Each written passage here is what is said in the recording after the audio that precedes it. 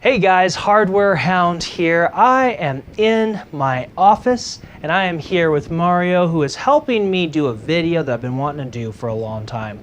So if you are trying to make a YouTube channel and you want to make it look as professional as possible on as low of a budget as possible, then you can do it. And particularly if you already have a smartphone, you probably have one of the best, most capable cameras with just a little bit of tweaking that can get you some surprisingly great looking videos without having to spend hundreds upon hundreds of dollars. So this is going to be very straightforward, guys. I'm going to go through a list of equipment. I'm going to give you a quick guide how to turn your smartphone, and this will work for even regular cameras, but I'd recommend a smartphone, into a professional camera studio. And we're going to focus on three areas.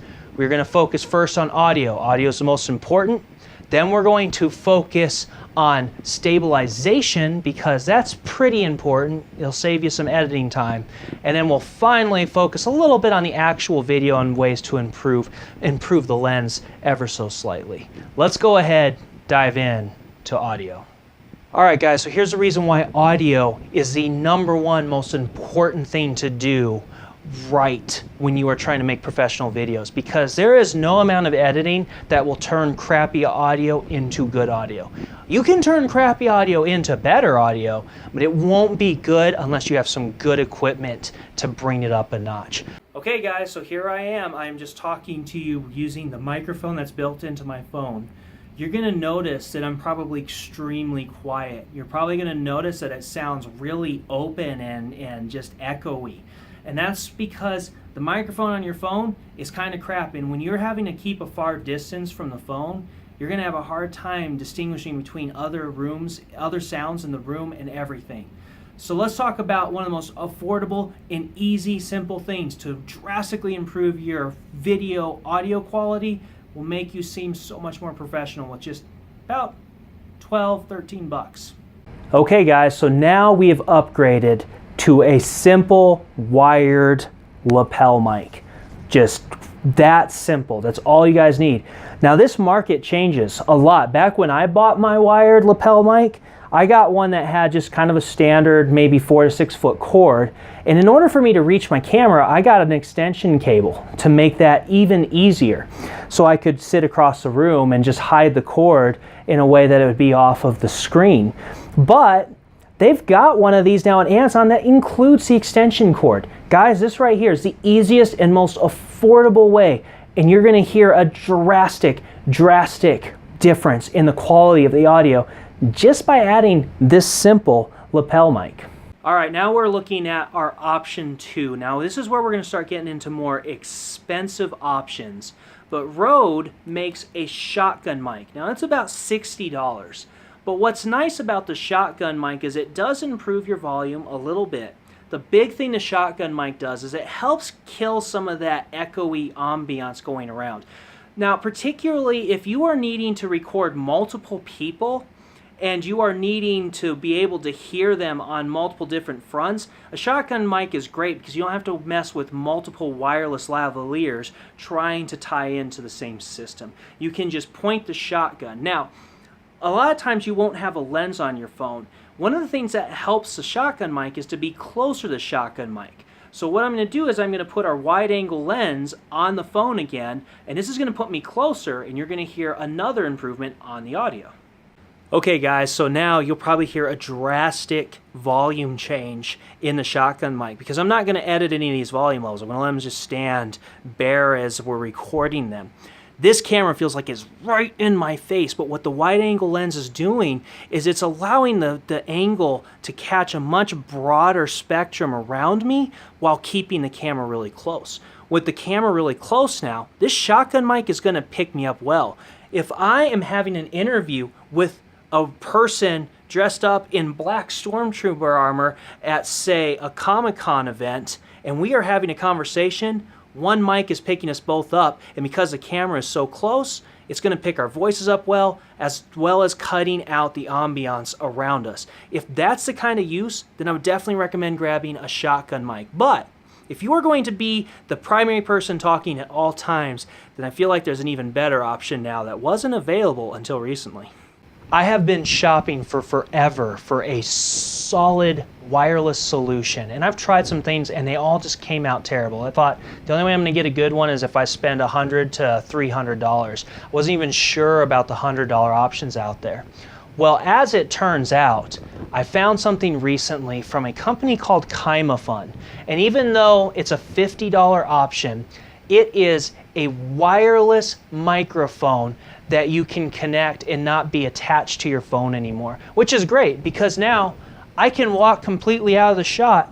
You guys are going to hear me no matter where I am in proportion to the video. And so it's got a wire and it's attached to a lapel. You can easily just slide this little guy. It has a clip if you need it, or you can just slide it into a pocket and bam, the audio quality is surprisingly amazing. I couldn't believe it because the other options I tried were terrible. But if you're plugging this into your smartphone, you have to use the U adapter or the little Y adapter. It's kind of like a Y or U-shaped adapter, because if you don't, you're going to miss the stereo and then your audio is going to sound really terrible again. Make sure you do include the adapter attachment when you're connected to your smartphone. If you have just a standard microphone port, then you can probably plug directly in. Okay, so now that we've finished those audio tests, we're going to real quick step into a noisy environment so you can understand some of the differences with the mics and how they affect when there's a lot of other ambient noise going on. Okay guys, so right now I'm standing in my server room at work and I'm just using the microphone that's built into the phone. It's probably going to be pretty hard to hear me speaking out with all this noise. We've got coolers, we've got fans, lots and lots of ambient noise going on in the room. Let's go ahead and show just how much of a difference a shotgun mic makes. Now we have our shotgun mic in place. Now the shotgun mic isn't going to super amplify my voice, but it does do a great job of directionally grabbing me and cutting out a lot of that ambient noise that's around you.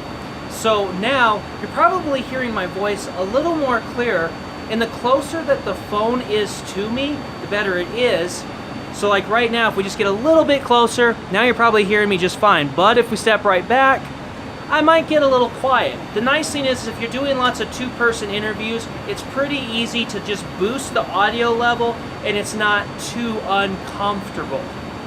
But now we are back to our lapel mic. Now this time I'm just using straight up my wireless setup from the Kimafun because I really like that mic setup. But now that thing's going to be picking me directly up. So even though you might still hear a little bit of ambiance noise, my voice should be coming through loud and clear. So lapel mic is still going to be most likely your best option in most scenarios where you're going to have a lot of ambient noise. So when we talk about stabilization, of course, we're going to need a base. But before we do that, let's talk about having a holder for your phone. You need to have something that will just hold your phone in place. They make tons and tons of options for those. Ideally, if you can get a smartphone holder that also has some lighting, it can actually help improve the quality of your video. Now, right now, if you're looking at my face, you are seeing some shadows coming on my eyes and stuff because the lighting is too strong overhead and there's not enough backlighting to help light up my face more, which kind of makes the shot look not as good. So let's see what happens when we have this specific phone holder and its included LED light. Now I will say, I hope you enjoy night blindness because this LED light is going to be really bright, shining right into your eyes. But now you can see that I don't have weird shadows forming on my face. This just lights up the area right in front of the camera to look a lot clearer when you're trying to do video recording. So if you're in dark rooms or if you are in some kind of area where the lighting is very poor, this with a lens, which seems to help you get a little closer as well, can really help brighten the products you're looking at or the people you're looking at. So let's go ahead and move right into the next item because I already have it intact. So when you've got this lighting, even if your lighting situation changes, you're going to find that it typically stays pretty balanced. But you want a phone stabilizer. Now you can spend hundreds of dollars for electronic ones, or you can get a simple weighted one for around 30 to 40 bucks. So if we start moving and I start going back to my position, as you can see, the light hasn't changed a whole lot, making sure I don't, step in the wrong position. But with that little tiny bit of weight stabilization, sure, it may not be as perfect as other stabilizers for smartphones that are electronic, but it does so much to take the shake out of the camera, and it's a very nice feature to have. Now, if you need ultimate stability and you know you aren't going to move around much, a tripod is the ultimate in stability. Obviously, because it's sitting on the ground and, short of an earthquake, the ground's not moving, your phone is not wiggling, moving at all. And you can probably tell now that we have no movement. Obviously, our big con, though, is if you need to be mobile while you're recording, tripod may not work so well, which at that point, you're going to want one of those weighted stabilizers for your smartphone. Guys, we are just about done. I want to talk about the lens, and then after that, we'll talk a little bit about how much this kind of stuff can cost to give you a professional studio.